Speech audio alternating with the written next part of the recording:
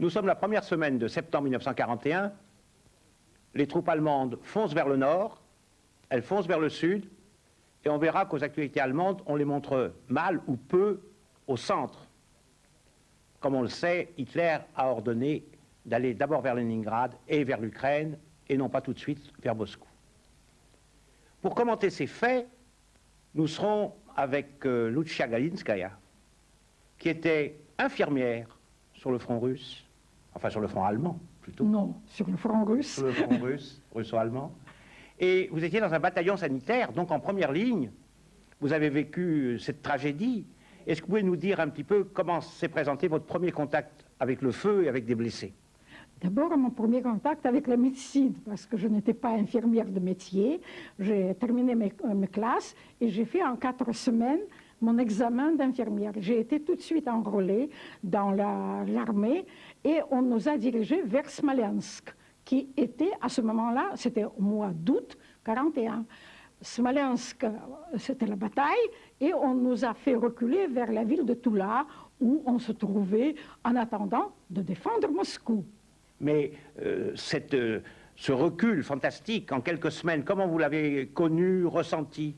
Mais on ne comprenait rien d'abord. D'abord, on savait que la guerre a commencé et on était absolument abasourdi par le fait que les Allemands étaient tout proches. Quand on se dirigeait vers Smolensk, on pensait aller jusqu'à la frontière.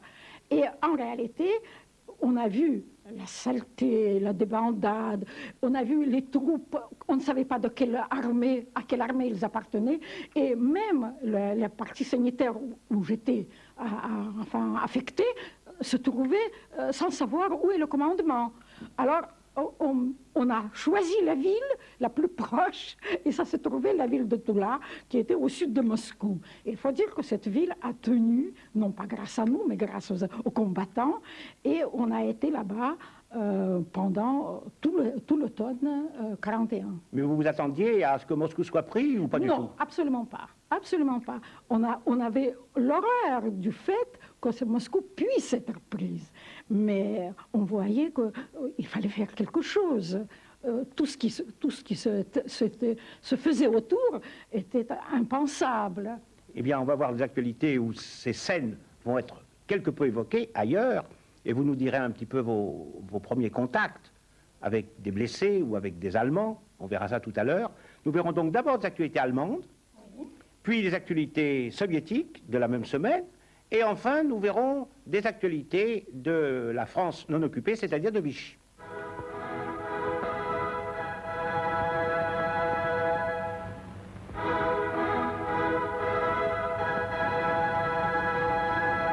Am Nordabschnitt der gewaltigen Ostfront.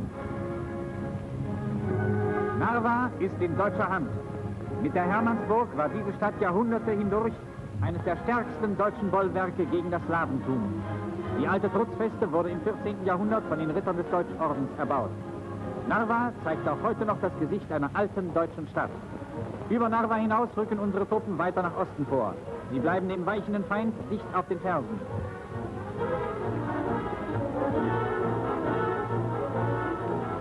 Übergang über die Luga. Auf dem Vorstoß nach Nordosten wurde dieser Fluss nach harten Kämpfen an mehreren Punkten überschritten.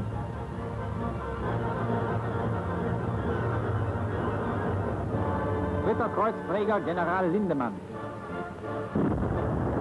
Artillerie bereitet den Angriff auf die Stadt Luga vor. Fast 14 Tage tobte der Kampf um diese Schlüsselstellung vor Petersburg.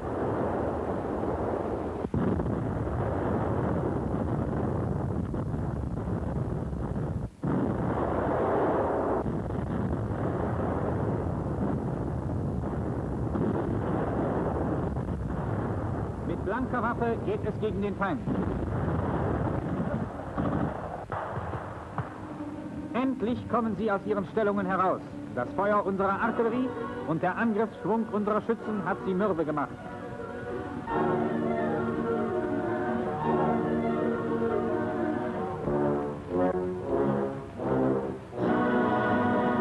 Das sind die Befestigungen vor Luga.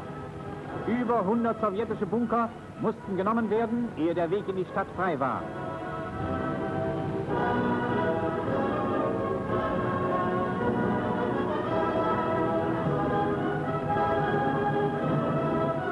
Die heiß umkämpfte Stadt ist in deutscher Hand.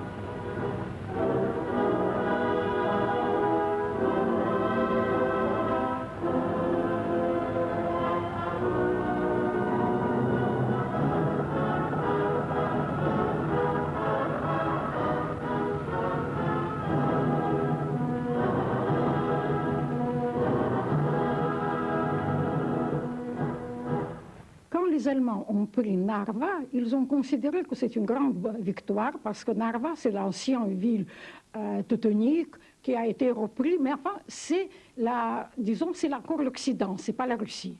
Quand ils ont pris Louga, ils ont fermé l'entrée de Leningrad. Et ça, c'était déjà l'encerclement et le futur siège et blocus de Leningrad. En même temps, justement, la première semaine de septembre, il y a eu l'énorme bombardement et les incendies des entrepôts de vivres Badaïev. Ça veut dire que la ville de Leningrad a été privée de vivres. Et la famine qui en a suivi, on le connaît, c'était vraiment terrible. Begegnung des Führers und des Duce im Führerhauptquartier.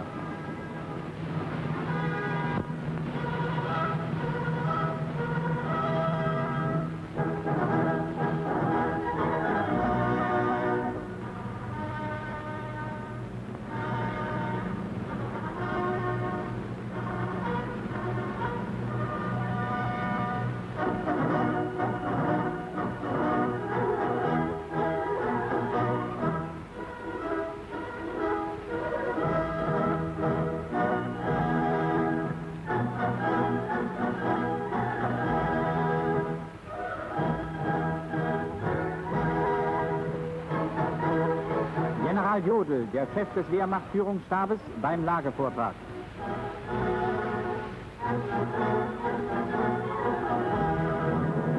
In den Besprechungen wurden alle militärischen und politischen Fragen über die Entwicklung und Dauer des Krieges eingehend erörtert. Sie waren durchdrungen von dem unabänderlichen Willen der beiden Völker und ihrer Führer, den Krieg bis zu seinem siegreichen Ende fortzusetzen. Die Vernichtung der bolschewistischen Gefahr und der plutokratischen Ausbeutung wird die Möglichkeit zu einer friedvollen, harmonischen und fruchtbaren Zusammenarbeit aller Völker des europäischen Kontinents schaffen.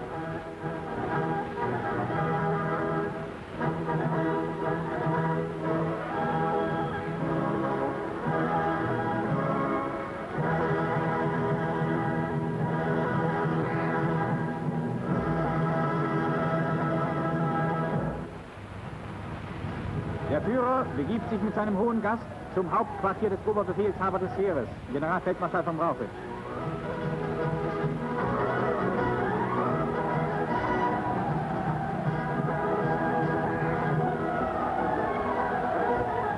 Überall wird den beiden Staatsmännern ein herzlicher Empfang zuteil.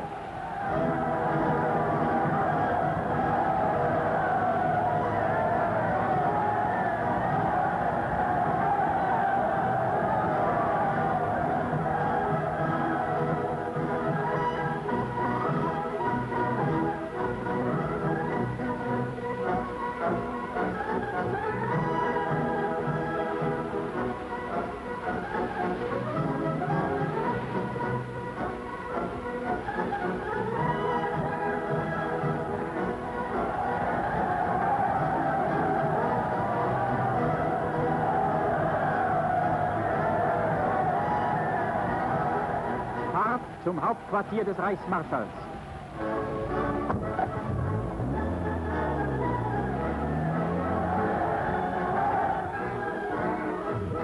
Der Reichsmarschall begrüßt den Duce.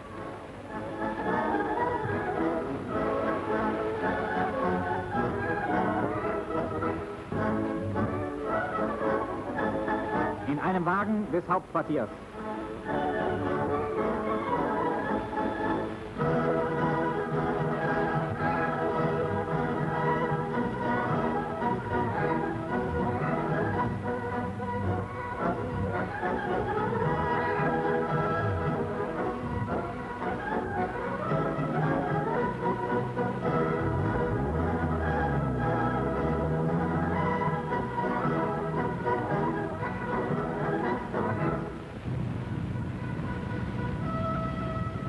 Anschließend besichtigten der Führer und der Duce Kampfplätze und Schlachtfelder.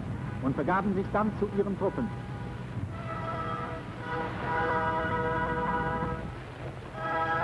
Ankunft auf einem Feldflugplatz.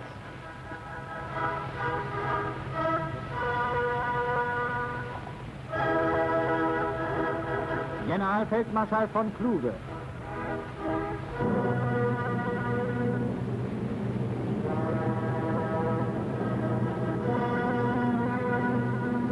Generalfeldmarschall Kesselring.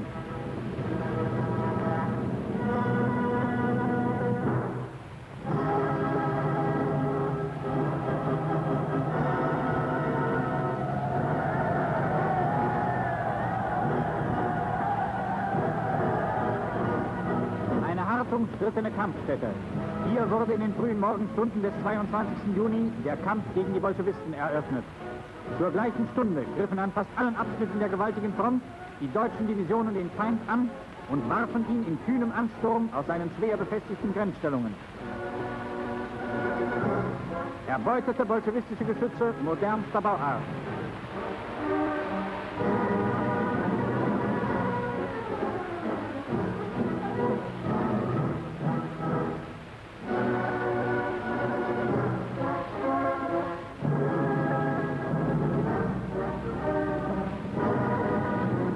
Abfahrt zum Südabschnitt der Ostfront.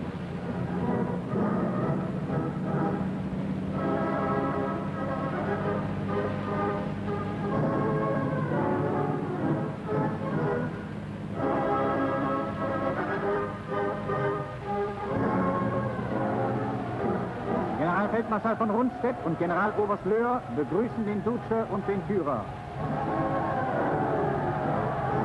Hinter dem Führer der italienische Botschafter in Berlin, Dino Alfieri.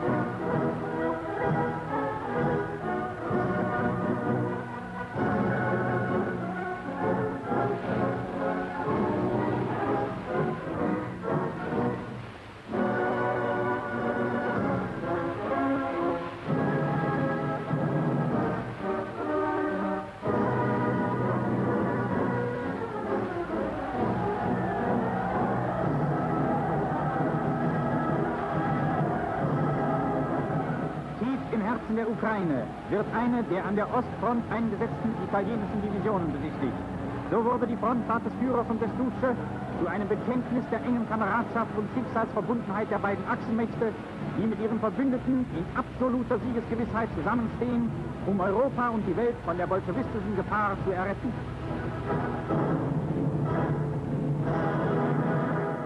Oui, en vérité, il y a très peu de troupes italiennes à cette date sur le front russe. Et naturellement, Hitler amène Mussolini de ce côté-là, où les victoires allemandes sont vraiment très considérables, importantes, l'avancée. Et Mussolini s'étonne qu'il n'ait pas attaqué Moscou. Et alors Hitler lui dit, mais c'est parce que nos généraux ne comprennent rien à la guerre moderne. Ils ne comprennent pas que la guerre est devenue une affaire économique. Il faut qu'on prenne les blés d'Ukraine et toute l'Ukraine pour pouvoir faire une guerre irréversible et gagnante jusqu'au bout. Ce qui était d'ailleurs une erreur tactique et stratégique, comme on le sait pour la suite, mais Hitler se croyait une sorte de prophète militaire, et là, il s'est totalement trompé. Harter Kampf die bedeutende Industriestadt Dnepr-Tschershinsk, ein Zentrum der sowjetischen Stahlindustrie.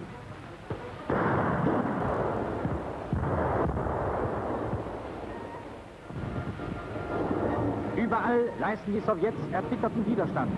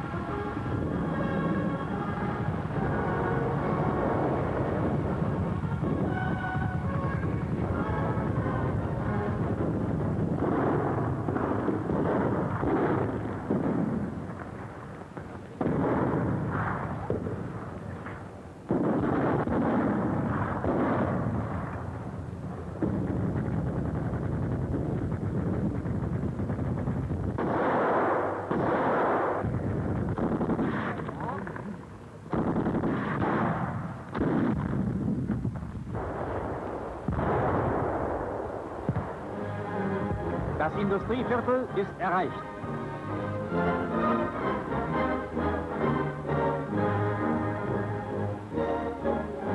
Eines der gigantischen Stahlwerke der Stadt, das nun in deutscher Hand ist.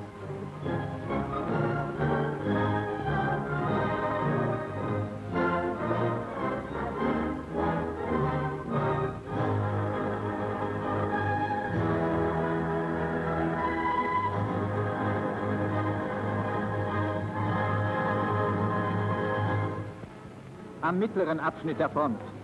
Die zurückgeworfenen Sowjets belegen die Stadt Gomel mit Artilleriefeuer. Den Schaden trägt allein die Bevölkerung, deren Behausungen in Flammen aufgehen.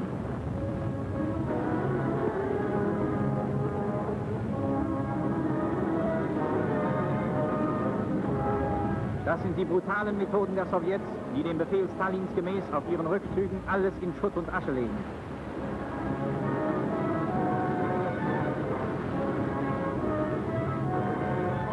Überall die Trümmer der geschlagenen Armeen Timoschenkos. Er hatte in Gomel sein Hauptquartier aufgeschlagen und wollte von hier aus den Flankenstoß gegen die deutschen Truppen im Raume von Smolensk führen.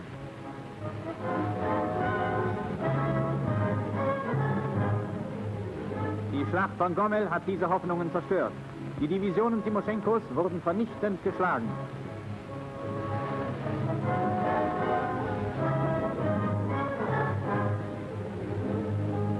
Die zurückkehrende Bevölkerung findet anstelle ihrer Wohnungen nur noch Trümmerhaufen vor. Das ist die protzige Fassade des GPU-Hauses. Und hier die Kehrseite. Kerkerfenster neben Kerkerfenster. Dieser Bau wirkt wie ein Symbol für die Gewaltherrschaft der Sowjets. In diesen Folterkammern der GPU wurden Zehntausende unschuldiger Menschen zu Tode gemartert. Die fliehenden Sowjets ließen ein wüstes Durcheinander zurück. In den Räumen des GPU-Hauses häufen sich Schmutz und Gerümpel. Schon nach 2 Tagen aber hatte deutsche Ordnung aus diesen verdreckten Löchern ein vorbildliches Kriegslazarett geschaffen, das über modernste Operationsgeräte und Röntgeneinrichtungen verfügt.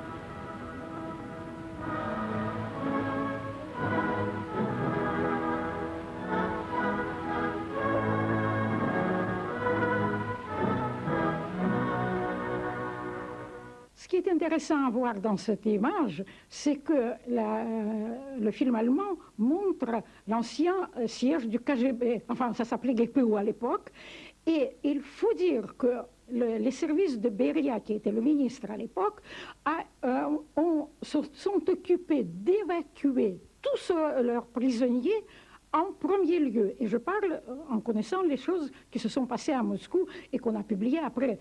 Il y avait le fait que tous les prisonniers importants de Lubyanka, de Lefortovo, ont été ramenés de Moscou ou dans la ville d'Ologol pour être fusillés sur place, ou sur la Volga, où ils étaient fusillés après.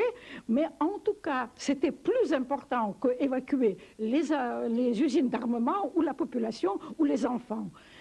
Ça, c'est un côté. L'autre côté, c'est que les Allemands veulent montrer qu'ils sont très humains et que, voilà, d'une ancienne prison, ils font un hôpital moderne. Les infirmières, bien sûr, les infirmières dans le monde entier serrent les malades. C'est tout à fait logique qu'ils mettent leur savoir ou leur amitié au service des malades, quels qu'ils soient allemands, russes, italiens, etc.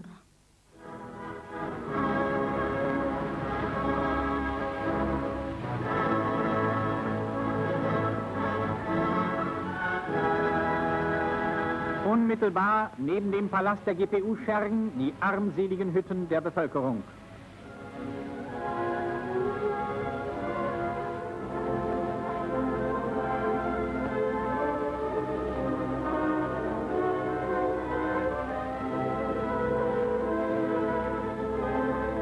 Wohin auch unsere Soldaten kommen, überall bietet sich ihnen das gleiche Bild völliger Verarmung und Verwahrlosung.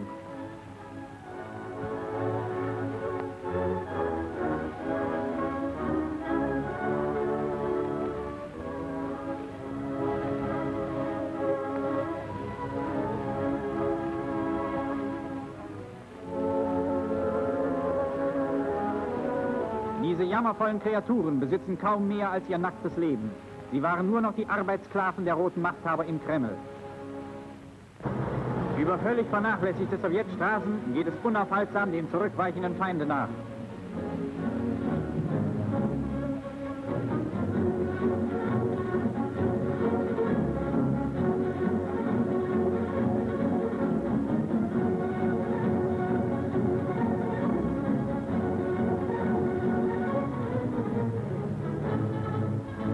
In endlosen Kolonnen rollt der Nachschub heran. Eine einzigartige Organisation führt der Front Munition, Kriegsgerät und Verpflegung zu.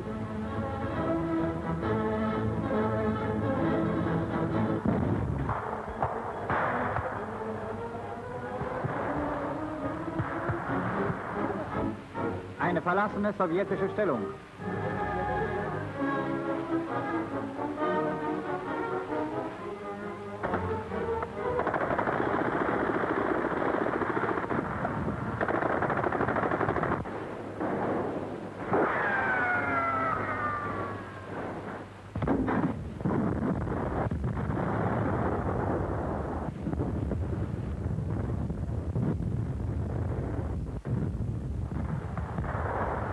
Aus Feldstellungen und Erdlöchern kommen die Bolschewiken heraus.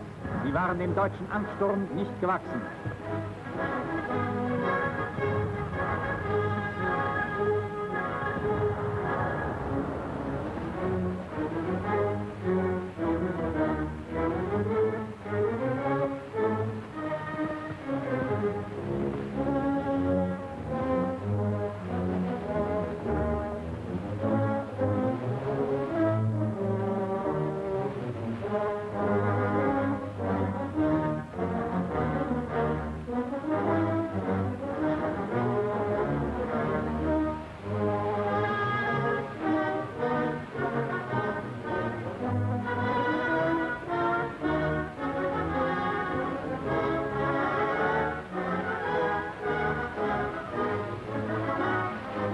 Immer dichter werden die Kolonnen der Gefangenen.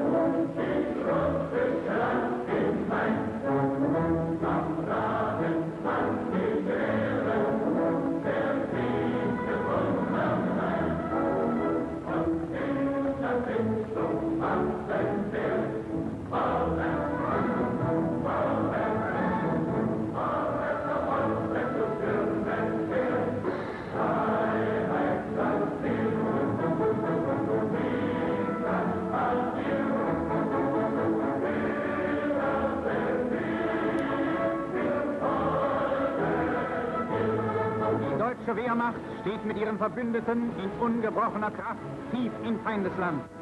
Unaufhaltsam geht es weiter nach Osten. Es gilt, den Bolschewismus zu zerschlagen und die Kultur Europas vor der Vernichtung zu bewahren.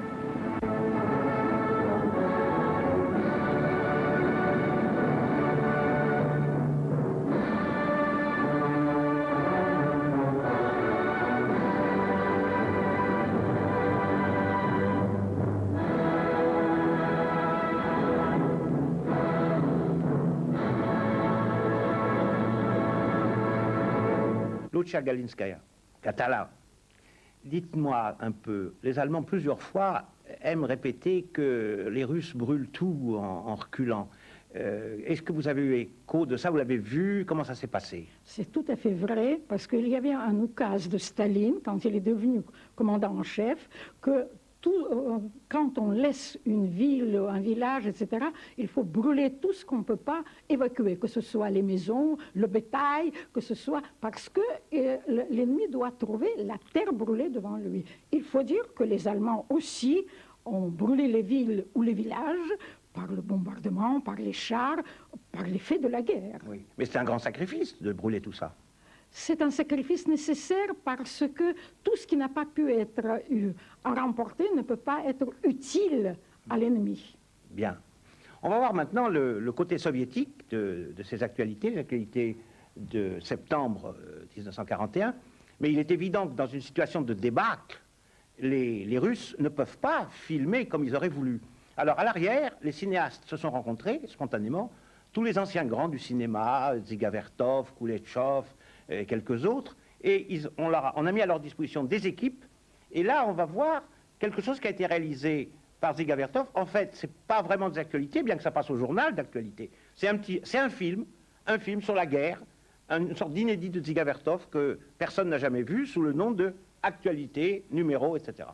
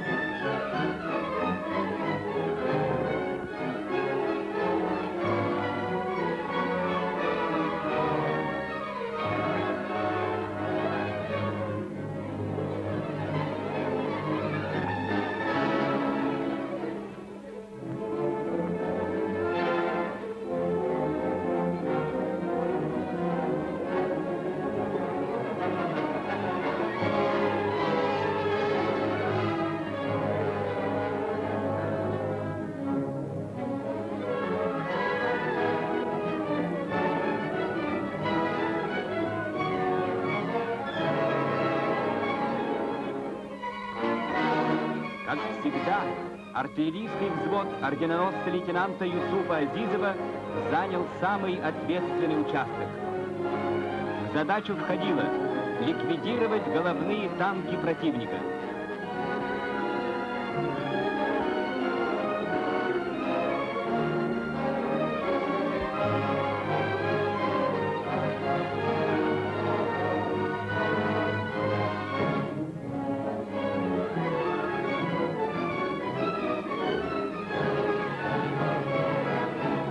Разведка донесла, что в районе высоты А враг сосредоточил крупные силы.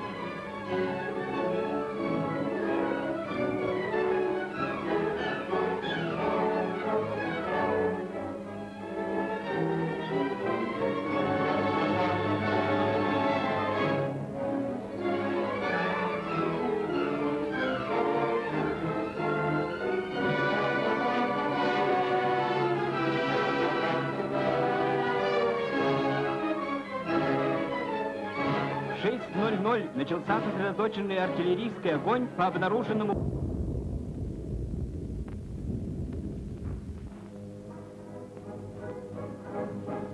Для удара во фланг противника двинулись танки, прикрывая нашу пехоту.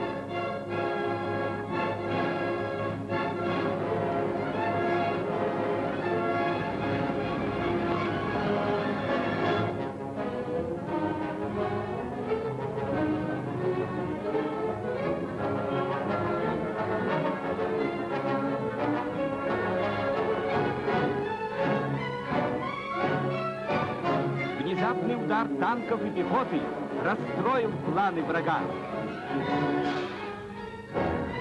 Отдельные танки противника пытались вырваться из окружения.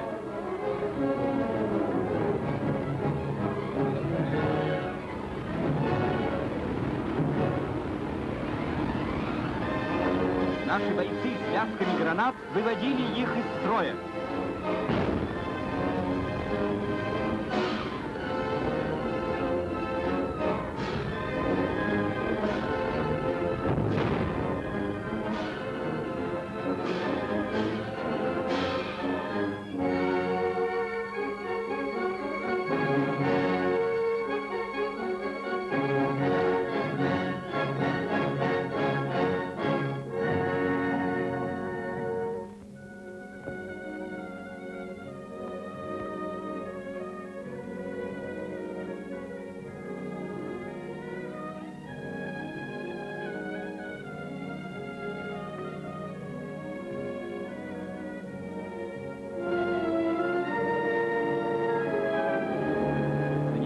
самолеты увозили в тыл тяжело раненых бойцов.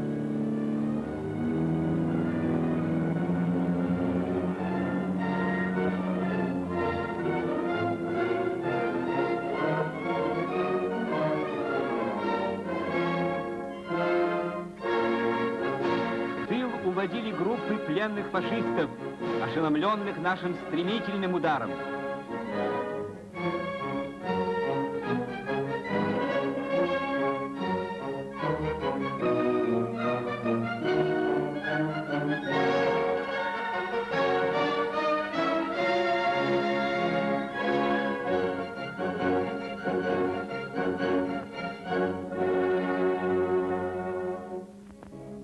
Части двигались вперед, на новые рубежи, отбитые у противника.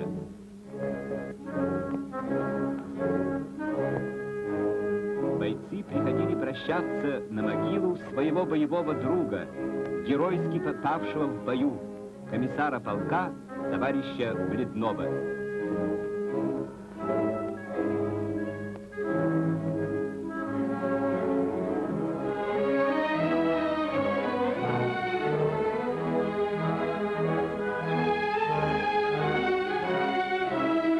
Молчания у могилы были минутами клятвы отомстить за смерть любимого товарища.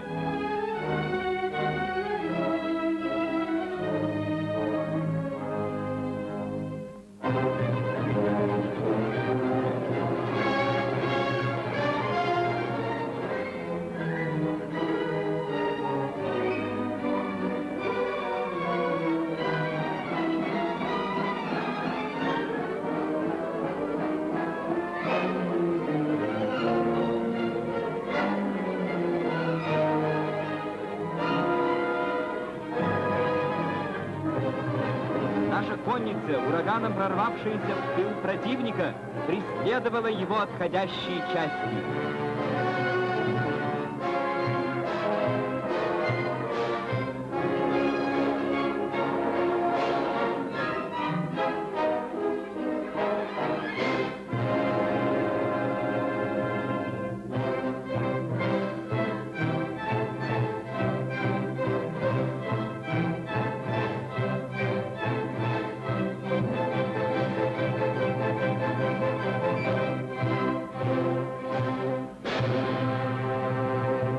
En voyant ce film, au fond, à l'époque, est-ce on pouvait y croire? Oui, absolument. D'abord, on croyait que les soldats, qu'ils soient russes, qu'ils défendent leur patrie, c'était la guerre pour la patrie tout de même. Et c'est pour ça qu'on n'a pas eu l'idée que ça puisse être filmé après ou ailleurs. Oui. Mais dans ce film, ce que je voulais dire, il y a les deux notions, c'est la hauteur A et la direction N.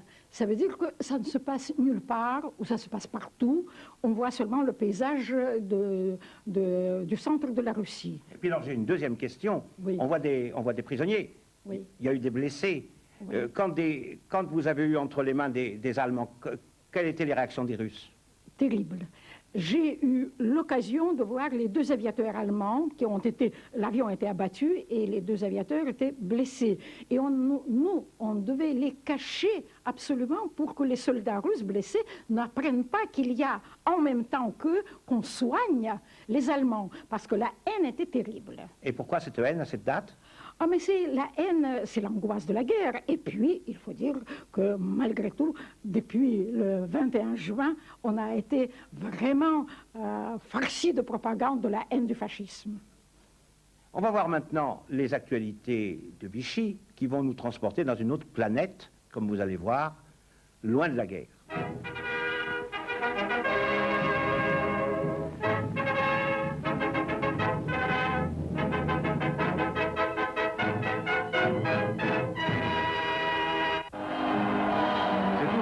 Gascogne qui reçoit la visite du chef de l'État. Auch, au cœur du pays de D'Artagnan, accueille avec une joie sonore le maréchal Pétain, qui vient, comme il l'a fait déjà dans nombre de villes, apporter à cette province le réconfort de sa présence et fixer le sens de la confiance nationale. En compagnie de l'amiral Darlan et de M. Barthélemy, garde des Sceaux, le maréchal assiste à son arrivée à l'hôtel de ville aux évolutions rythmées des compagnies folkloriques qui, au nom des vieilles traditions, lui souhaitent par leur danse et leur chant la bienvenue.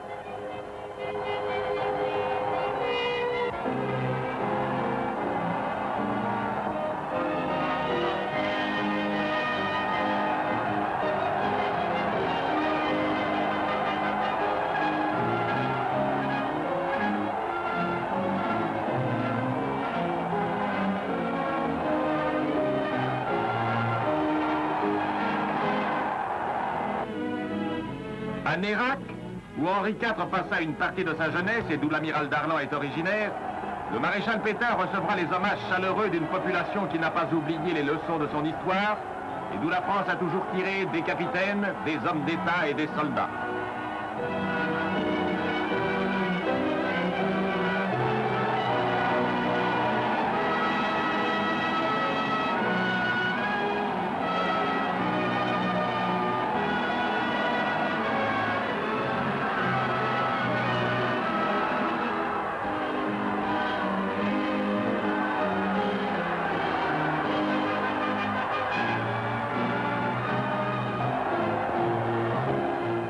C'est là, dans la maison de famille de l'amiral, que le régénérateur de la patrie passera dans l'intimité une soirée consacrée à l'amitié.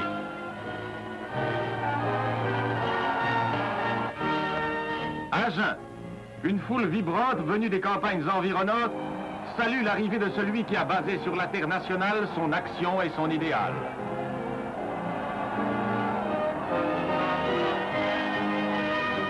En visitant une usine proche, repliée de Pont-à-Mousson, le maréchal a pu redire aux ouvriers les mots si sensés de son discours de Saint-Étienne.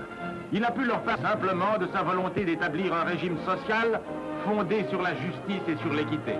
Il a pu retracer aux uns et aux autres, patrons et ouvriers, leurs droits et leurs devoirs.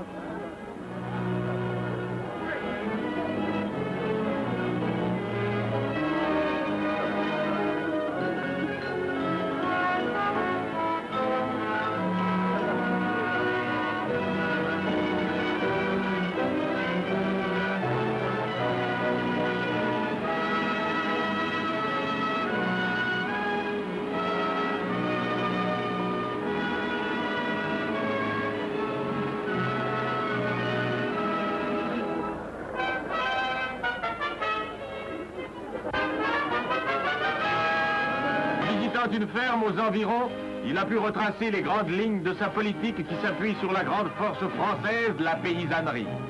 En assistant au battage de la récolte, il a pu insuffler au peuple venu pour le saluer toute la foi qu'il a mise dans ces mots dont chacun se souvient: la terre de France est aussi riche de promesses que de gloire.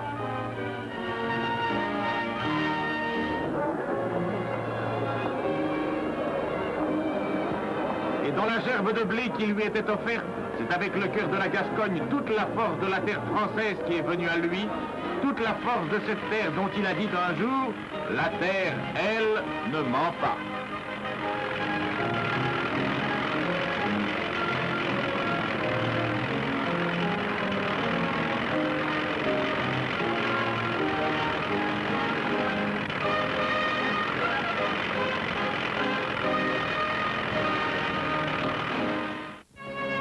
Un an a passé depuis la création de la Légion française des combattants.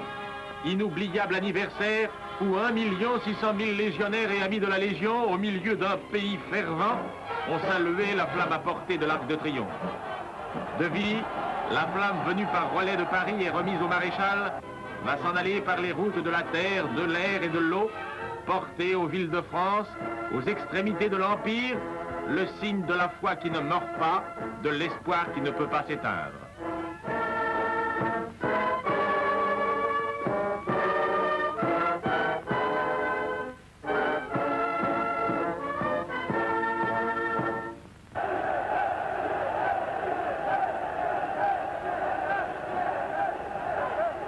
Toutes les grandes routes de France verront pendant 2 jours et 2 nuits se succéder les 20 000 chevaliers de cette nouvelle course du flambeau. De l'aérodrome de Vichy, un avion emporte enfermé dans des lampes de mineurs le feu sacré vers ces pays d'au-delà des mers qui vivent sous les plis du drapeau tricolore.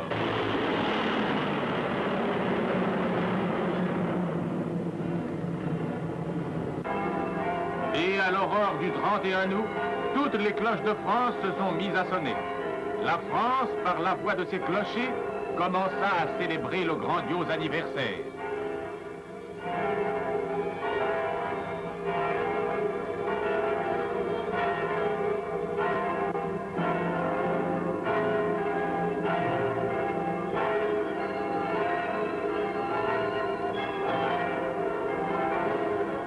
À Lyon, le flambeau était apporté solennellement devant ce noble hôtel de ville d'une cité noble entre toutes, par son passé, par sa puissance, par son travail, et devant lequel se massaient 15 000 légionnaires.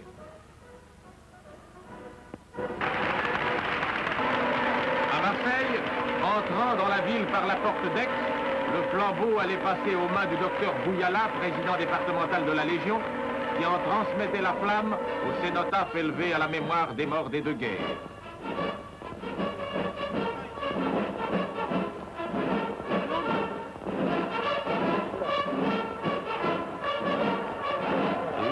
D'honneur jusqu'au matin devait, autour de ce foyer symbolique du souvenir et de l'espoir, se relayer dans un silence et une immobilité de statue.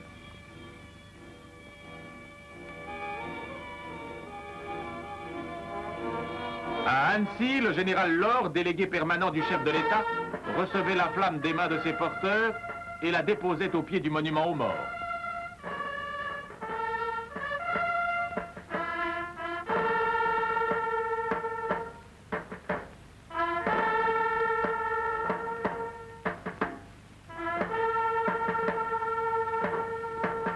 À Vichy, devant 20 000 légionnaires, la flamme en présence du maréchal allait aux mains d'un mutilé rallumer le feu du cénotaphe que ranimait ensuite le chef de l'État.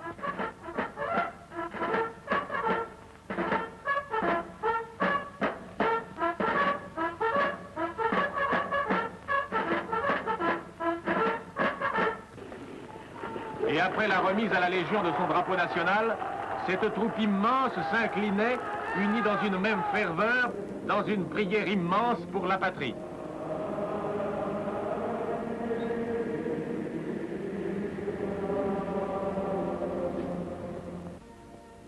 Prière à Vichy, prière dans tout le pays.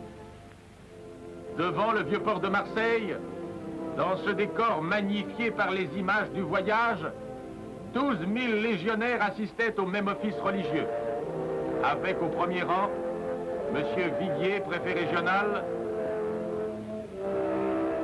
et le docteur Bouyala, président de la Légion.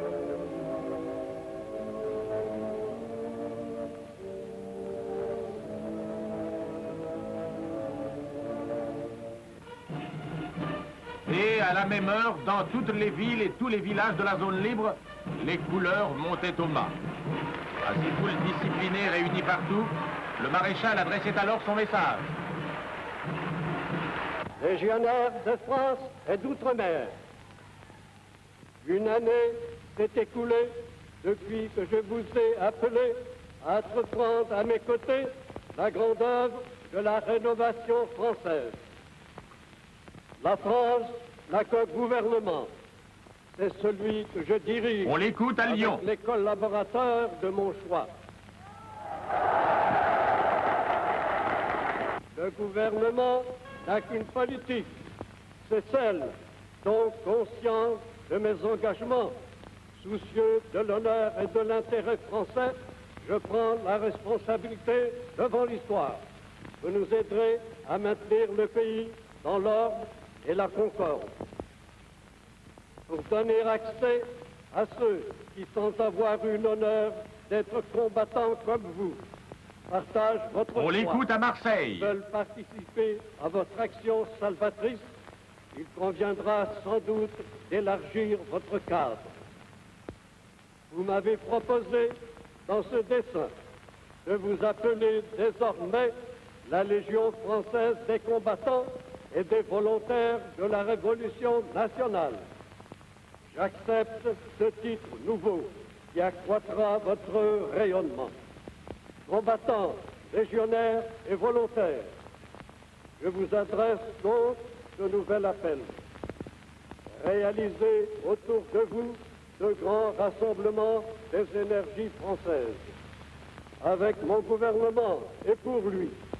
Travaillez au grand jour, car votre On l'écoute activité à Annecy. pacifique et sociale ne saurait guetter personne. Le travail est la loi sacrée et fondamentale de la Révolution française.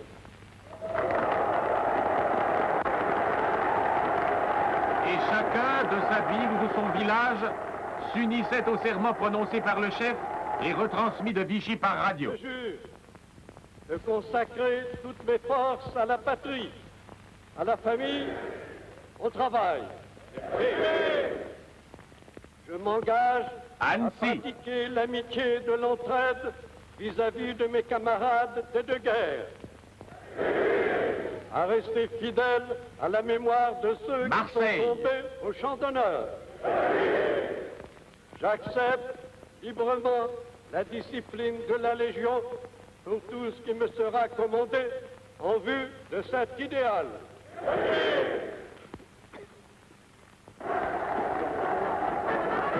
Fête de la Légion, fête de l'unité française. En étendant le titre de la Légion, le maréchal a signifié son intention de s'appuyer sur les effectifs sans cesse plus nombreux de tous ceux qui veulent seconder son action. En confirmant leur adhésion à la politique du maréchal, les légionnaires ont signifié que le grand soldat incarnait à leurs yeux la France elle-même. Ces masses profondes sont désormais l'instrument grâce auquel triomphera une doctrine qui, selon le mot de M. Valentin, directeur général de la Légion, fait la synthèse des expériences modernes et des traditions du génie français, façonnées par des siècles d'humanisme chrétien.